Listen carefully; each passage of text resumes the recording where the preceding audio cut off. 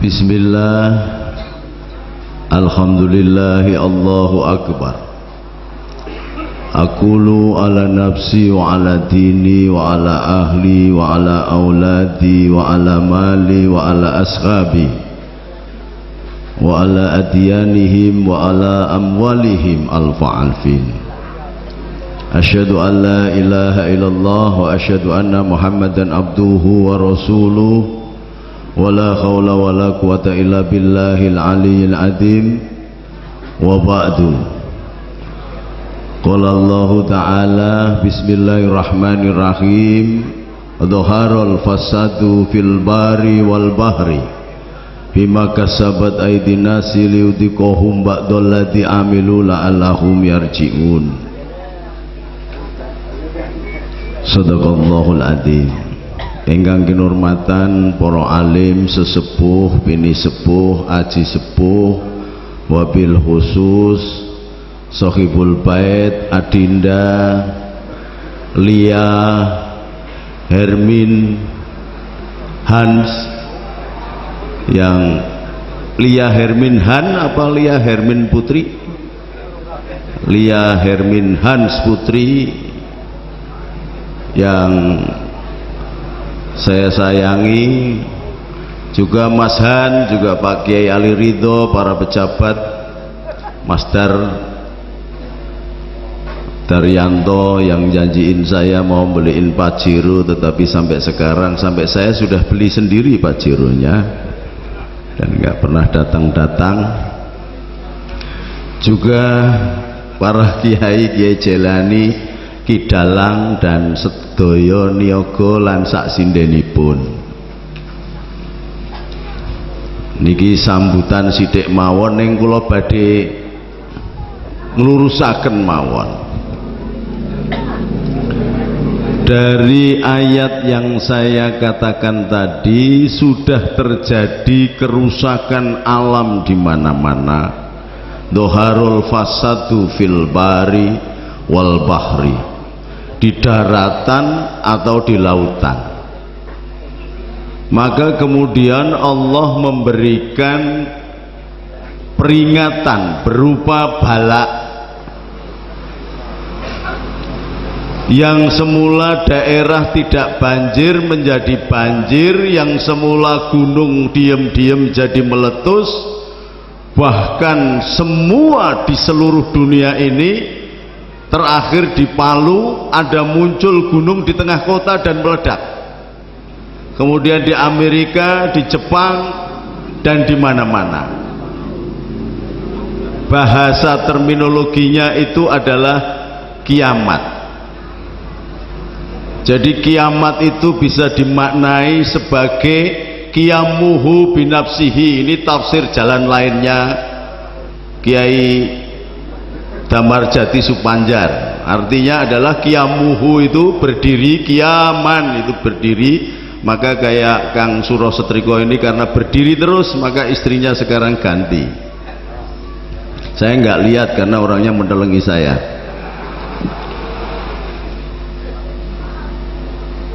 Jadi berdiri atas pribadinya sendiri, maka disebut kiamuhu binafsihi.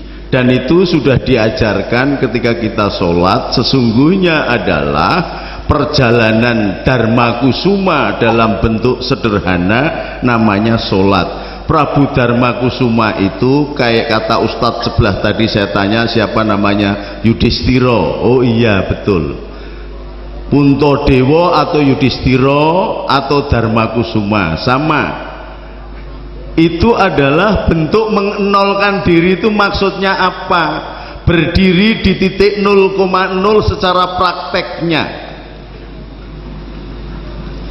Kosong isi. Kalau kita ini kemudian berjalan kepada Allah dan menganggap Allah yang ada, maka kita nol, majas, la ilaha illallah.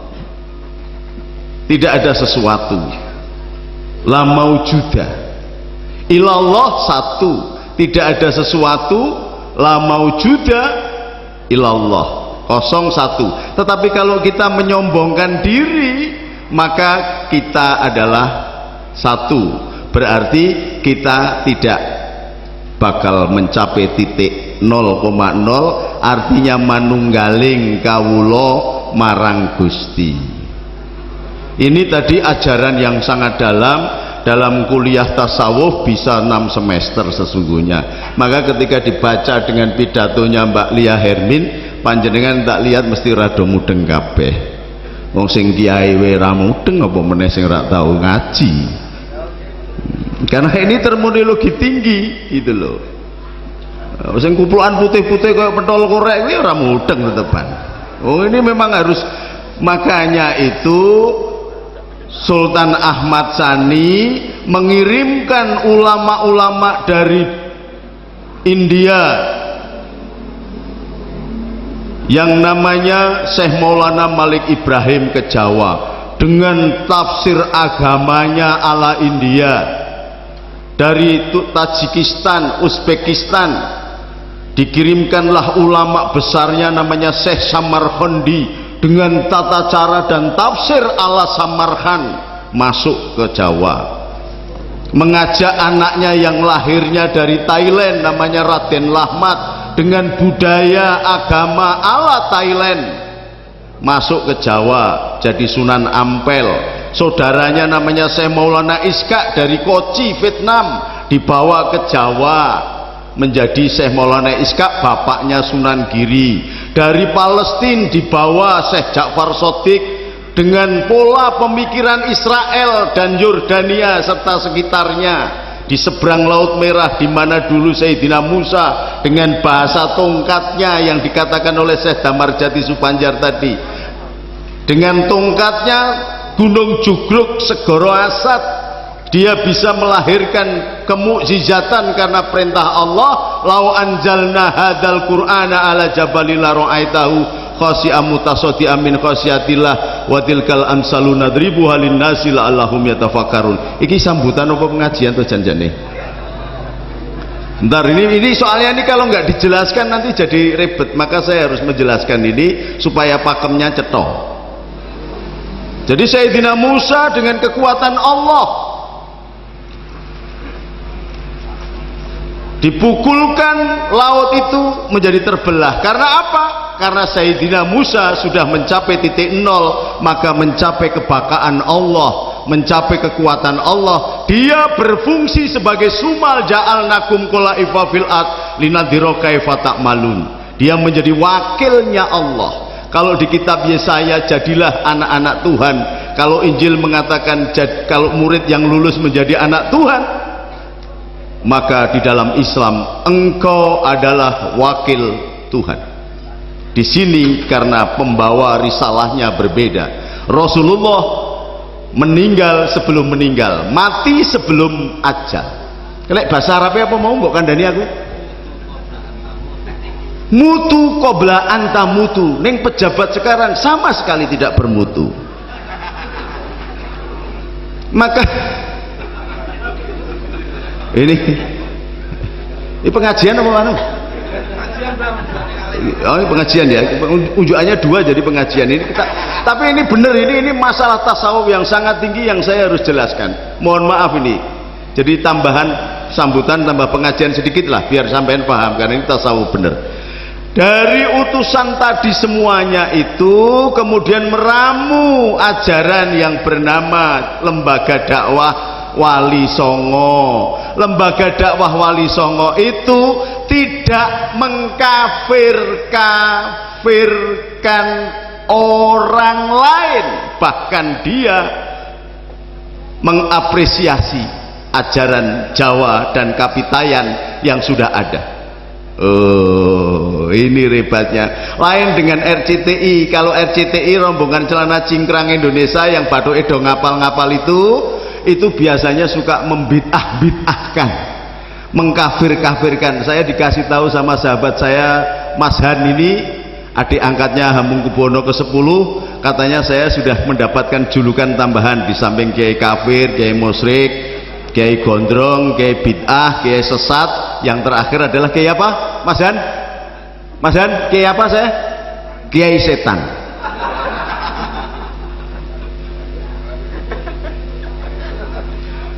Lah iya wong setan kok iso gondrong ngene ketok ngene iki piye?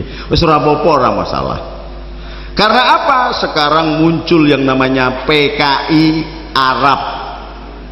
Yang namanya gerakan Wahabi itu adalah komunis Arab yang akan menghancurkan Indonesia. Maka cara yang terdekat adalah dengan menghancurkan sistem dakwah ala ahlu sunnah wal jamaah yang dibawa oleh Wali Songo. Wali Songo itu misalnya tokoh Yudhistira. Tokoh Yudhistira ini adalah pembarep yang Werkudara saja sangat hormat kepada Yudhistira atau Puntadewa atau Dharmakusuma. Tokoh Dharmakusuma itu setelah dia memakai pakaian ihram, maka blebet putih, baju putih, tanpa tudung, tanpa mahkota. Karena memang ketika menyuwankan diri kita di tanah Arafah, di mana di sana ada gunung yang namanya Jabal Rahmah, tempat pertemuan antara Sayyidina Adam wa Ummi Hawa, disempurnakan dan diridhoinya Islam sebagai agama Rasulullah. Disitulah orang-orang memakai pakaian ihram, dimaknai dengan umroh, menarungkan jiwa raga, meninggalkan hartanya, meninggalkan pangkat kedudukan, meninggalkan derajatnya, meninggalkan anak istri atau suaminya, hanya melarungkan diri kepada Allah, tidak jungkatan, tidak pakai wangi-wangian, dan dia senantiasa mengatakan labbaik Allahumma labbaik labbaik la syarika lak labbaik Allahumma labbaik labbaik la syarika lak innal hamda wa ni'mata lak wal mulka lak syarikalah. Ya Allah, aku datang kepadamu ya Allah. Adakah kita sudah merasa mengucapkan, memberikan ikrar kepada Allah, aku datang kepadamu, sebagaimana Prabu Dharmakusuma? Sudahkah? Kita tinggalkan jas-jas kebesaran kita untuk datang kepada Allah dengan telanjang, hanya berpakaian 2 lembar sebagaimana orang yang akan dikuburkan. Sudahkah kita lakukan? Kalau Daud mengatakan jiwaku terbuka untukmu Tuhan, selidiki nyatakan segala perkara, singkapkan semua yang terselubung, supaya ku layak di hadapanmu Tuhan. Sudahkah kita datang kepada Allah? Ya Allah, aku datang ke negerimu, aku penuh dosa, aku sebagai pemimpin tidak pernah memberikan keadilan kepada rakyat, bahkan dengan partai aku kudeta negeri ini, bahkan dengan partai aku kuasai bangsa ini, bahkan dengan partai aku kuasai rakyat Indonesia, dan aku bebani hutang sehingga setiap bayi yang lahir sekarang ini harus menanggung hutang 15 juta. Begitu menyeprocot hutang 15 juta. Adakah kita sebentar lagi akan mengadakan pesta yang katanya demokrasi, pesta yang melanggar Pancasila dan Undang-Undang Dasar 45. Pancasila jelas menjelaskan kerakyatan yang dipimpin oleh hikmat kebijaksanaan dalam permusyawaratan perwakilan, tetapi yang terjadi adalah asu gede menang kerai, sing kuat mbayar sing entuk swara, sing kuat mbayar sing kuwasa. Bener apa ndak? Lah nek bener awakmu kok mung linggih wae. Saatnya ada revolusi nurani. Bersihkan diri Anda, La ilaha illallah, la majuda illallah. Sunan Kalijogo kemudian merombak perilaku dari wayang yang namanya Yudhistira, yang semula menganut ajaran poliandri, yang sesungguhnya Drupadi itu adalah ya istrinya Yudhistira, ya istrinya Werkudara, ya istrinya Janaka atau Arjuna, ya istrinya Nakula Sadewa. Kemudian dirombak, yo tetep wayang ning dikasih ajaran yang benar, maka Drupadi hanya menjadi istrinya Puntadewa. Maka Puntadewa mengaku salah kepada Allah ketika dia jalan semuanya sudah habis setelah pasca Baratayuda Jayabinangun. Parikesit naik jadi ratu, maka dia berjalan hanya dengan anjingnya. Dia tinggalkan kekayaan kesombongannya, dia tidak adigang adigung adiguna. Dia menggunakan keikhlasan, ya Allah belahlah dadaku. Di sini ada dosa, tetapi aku adalah hamba dan engkau adalah Allah. Maka tempatmu lah mengucur Ghafar dan Ghafurmu, dan dari tempatku lah aku sodorkan jiwa ragaku yang penuh dosa dan penuh ketidakikhlasan ini. Ini yang disebut dengan revolusi nurani. Ini yang disebut dengan revolusi mengembalikan kepada titik nol. Caranya bagaimana? Latihan sholat. Sholat itu adalah berdiri di titik 0,0. Tangannya diangkat, Allahu Akbar, membentuk huruf lillah. Lillahi ta'ala, berfokus kepada Allah. Sekarang kita sholat cepet-cepetan, yang penting sholatnya dilihat orang khusyuk. Nek perlu bathoke dijeduk-jeduke sampai do ngapal kabeh, mergo ora ketemu Gusti Allah. Lah nek urusane mau ngapal tok munyuk kae lho, pantate ngapal ning ora ana kitabe munyuk mlebu swarga. Tak kandhani kowe dul aja guyu kowe. Kembali ke titik nol. Seperti Puntadewa, dia memang mengaku salah karena dia berjudi, tetapi dia mengaku salah. Gusti, aku bersalah. Manusia di Indonesia ini alirannya adalah mundurisin, sudah bersalah menutupi kesalahannya, mengatakan tidak, katakan tidak pada korupsi, nek sidik nek akeh ora apa-apa. Sampai akhirnya muncul yang namanya surat Anas, ayatnya hambalang. Ada surat An-Nisa, ayatnya Ayu Azhari ditambah 20 juta karena susunya gede. Ada surat Al-Baqarah, ayatnya Vitalia, Honda Jazz dan 350 juta. Dan terakhir adalah ada ayat-ayat kebohongan yang senantiasa hidup. Maka jadilah Dharma Kusuma. Kalau engkau menjadi Dharma Kusuma, maka engkau menjadi Rasulullah Muhammad SAW. Dia mutu anta qobla mutu, mutu qobla anta mutu, matilah kamu sebelum kamu mati. Ini bahasane Jawa ki, mutu qobla anta mutu berarti mutu sebelum kamu mutu, atau mati sebelum kamu mati. Ini saja yang namanya mati sakjroning sebelum ajal. Tetapi kita enggak, kita urip ning janjane mati nuraninya. Inilah yang disebut dengan jogrok kepanjingan nyawa.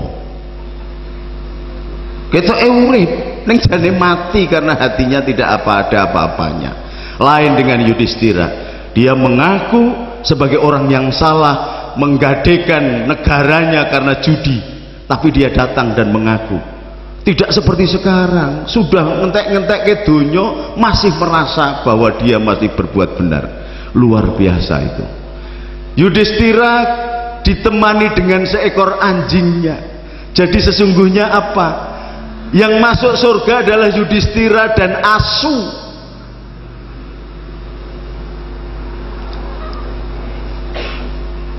dan kita jangan-jangan lebih jelek daripada asu.